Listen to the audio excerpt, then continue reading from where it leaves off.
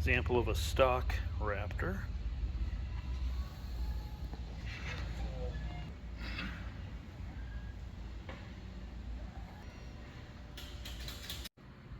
Here is a brand new factory stock Raptor, and you can just see the stance on it as comparison.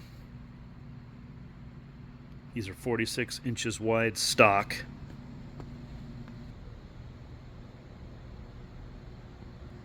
And just notice the stance on it.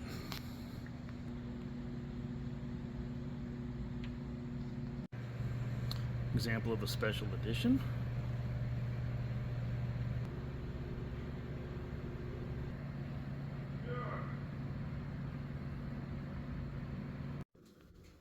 All right, so those were your stock width Raptors. And here's our custom Raptor. This is a demo that I've been riding. Looks like it's going to be going away maybe in a couple of days. So if it does, this will be my last opportunity to talk about this. But clearly you can see the width here. We've got Alba extended A-arms. These are long travel Elka Legacy shocks. Back in the days when I was really racing heavy duty, these were called Elka Elites. And nowadays they call them a legacy shock because they've got stage 5s now, 3s, 4s, whatever. But when you look at the width here, you can clearly see the stance is quite a bit different. So the thing that you want to think about here on any sport quad, if you guys are going to do any kind of modifications to suspension and widen it out, you want the front end a little bit wider than the back end, okay? So this Raptor is 49 inches wide in the front and 48.5 in the rear. So let's look at the back end here. So we've got a Tusk 4130 chromoly rear axle, and we're not using the entire width of the axle. It could go out to 50 inches wide. So it comes with spacers, which is really cool. So you can GNCC it or any kind of cross country, have a stronger axle, but still have stock width. I kind of like the work setup. That's the racing that I did. This quad here has only ever been in the sand dunes. It's never been in the mud or any kind of water even. Pretty pathetic. It's got about not quite 20 hours on it yet. So stance is such a big deal as far as your width goes. So I want to emphasize that if you've got a Raptor, they're tippy. So the way in which you overcome that is definitely a long travel suspension kit like this. You know, it's not cheap in any way, but these legacy shocks work really, really well. But even if you just go with your stock shocks and you do an extended A-arm package in the front and then go to an axle in the rear, awesome. Now the one thing we want to look at here from the side is you can see that it really squats. And so the stability on this machine versus the stock Raptor is just unbelievable. It handles like a YFZ as far as stability goes. I mean, it's not tippy in any way. Really, really predictable. I raced YFZs, carbureted ones, for years and years and years. The last quad I had was a TRX450R with a long travel kit on it. And this machine is just as stable as those two quads were. Now it's heavier and you can feel it. You've got to ride it a little bit differently. You got to let the Raptor work for you, more so than how you can throw a 450 around. But it works great once you get used to it. And if you're an old geezer like me, having reverse is really fantastic. So, and the other things that this has on it, we put some rigid pods on there because being out in the dunes, the stock headlights, they frankly suck. Even though they've got these new ones that are supposedly LEDs or HID, I don't even know what they are, but they're terrible. So put these pods on there. It's a world of difference. They're 10 times brighter than the stock ones. You can rail, no problem. You can see what you're doing. And we've got Alba Nerf Bars on here. These are hyper bead locks with Razor 2s for tires. I've got one of those cheap steering dampeners on here. And I've always run a cheaper steering dampener like this, or when I say cheaper, just your little clicker here on the front. And it's never been a problem for me on the 450s, but on this Raptor, I have it maxed out, and I wish I had more. So a GPR would probably be really, really nice on this bike.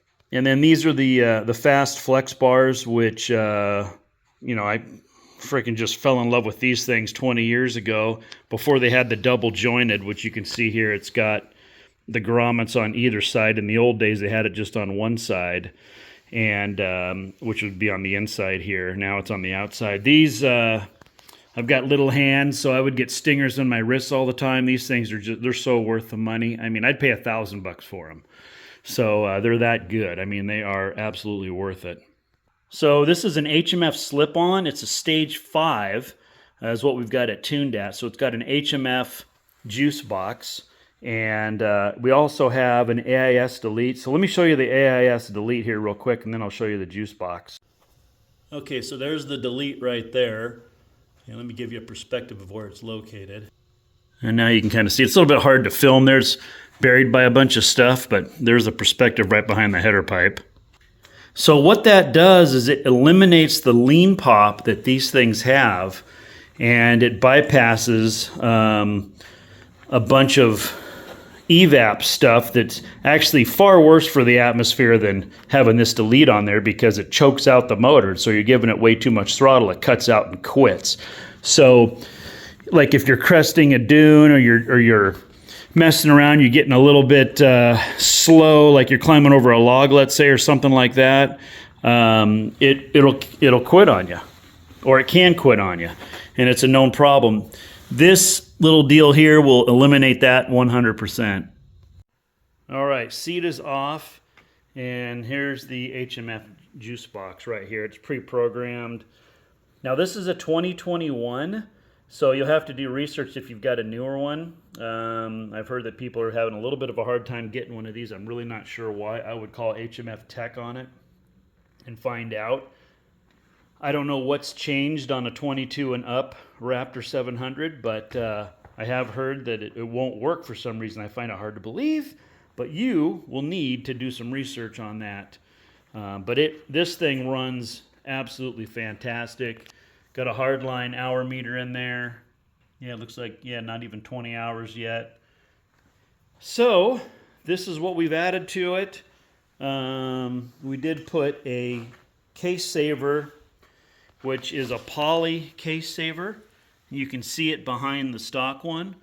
And so a case saver is absolutely worth it. I used to break cases on my YFZ450s all the time until I figured out that you got to run a Moose poly back in the day. And I'm not sure what this one is, but that's the way to go. So this is the setup. But again, the main thing I want to point out in this whole video is handling. Wider on the front than on the back. Just remember that. If it's wider on the front, the back end follows the front end. If it's wider in the back end pushes the front end out of its way, and you will get tired and you will get crossed up. Whereas if you're wider in the front, it's unbelievable how much faster you're going to be, and how much more stable it is, and how less fatiguing it is, and how much smoother it is, and how much funner it is to ride, and how much more maneuverable. Everything. It is a million times better. And then next to the juice box here, we got a pigtail for our battery tender, which is absolutely worth having. I so recommend you guys get a battery tender. Because if you're anything like me, you'll just forget about it. You don't ride enough, and then the battery goes dead, and it sucks. I'm just running one of these jobbies right here. So just a cheapie, does the job, trickle charger basically, and you can just leave it on there. Works awesome.